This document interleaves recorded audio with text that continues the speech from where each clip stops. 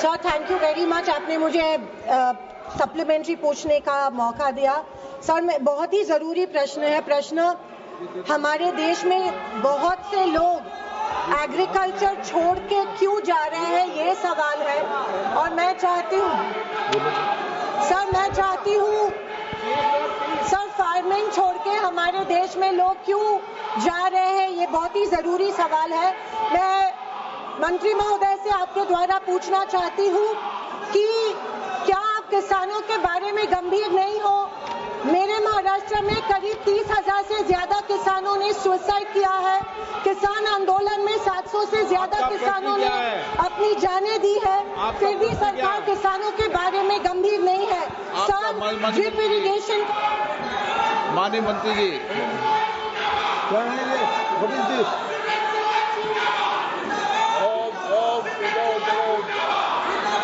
माननीय अध्यक्ष महोदय, आज भी हमारे देश में खेती पर 50% से ज्यादा आबादी निर्भर है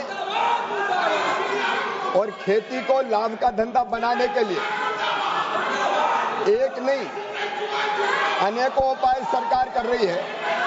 एक बात मैं पूरी गंभीरता के साथ कहना चाहता हूं माननीय अध्यक्ष महोदय, हमारी खेती पर वैसे ही बड़ी जनसंख्या निर्भर है और जो निर्भर जनसंख्या है वो फायदे की खेती करे। इसके लिए हमने मोदी जी के नेतृत्व में 6 सूत्री योजना बनाई है माननीय अध्यक्ष महोदय। एक, उत्पादन बढ़ाना, दूसरे, उत्पादन की लागत घटाना, तीसरे, उत्पादन के ठीक दाम देना, चौथा, नुकसान हो जाए तो उसकी भरपाई करना, पांचवा, कृषि का विविधीकरण और छठवां, जैविक और प्राकृतिक खेती। और मुझे बताते हुए खुशी माननीय अध्यक्ष महोदय कि पिछले 6 साल में किसानों की आय लगभग 60% मोदी जी के नेतृत्व में बढ़ाने का काम हुआ है। 60%। ये आंकड़े माननीय अध्यक्ष महोदय जो मैं आपके सामने रखना चाहता हूं। किसानों की आय अगर राज्यवार देखें तो आंध्र प्रदेश में 12-13 तक थी केवल 5,979 रुपया, अब बढ़ के हो गई 10,480 रुपया। अरुणाचल प्रदेश में 10,869 थी, बढ़ के हो गई 19,225 रुपया। आसाम में 6,695 रुपया से बढ़ के हो गई 10,675 रुपया। बिहार में 3,558 से बढ़ के हो गई 7,542। छत्तीसगढ़ में 5,177 से बढ़ के हो गई 9,677। गुजरात में 7,929 से 12,231। हरियाणा में 14,434 से 22,841। हिमाचल में 8,777 से 12,153।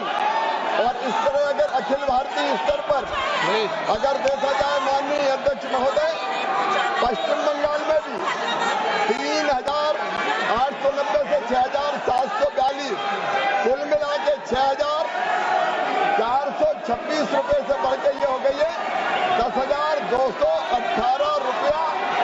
59% से ज्यादा आय बढ़ी है और आय बढ़ाने के उपाय लगातार सरकार आगे भी करती रहेगी।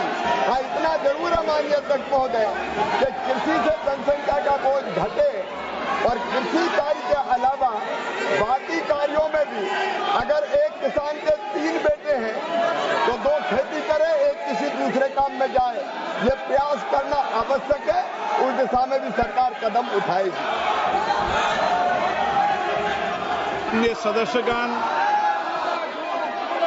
मैं प्रश्नकाल में सभी मान्य सदस्यों को और सभी दल के मान्य सदस्यों को पर्याप्त समय, पर्याप्त अवसर देता हूं, लेकिन प्रश्नकाल के अंदर अपने अपने राज्यों के राजनीतिक एजेंडों पर बात करना, प्रश्नकाल में राज्यों की राजनीति करना और अपने एजेंडों के आधार पर प्रश्नों के सवाल पूछकर व्यवधान पैदा करना ये सदन के लिए उचित नहीं है।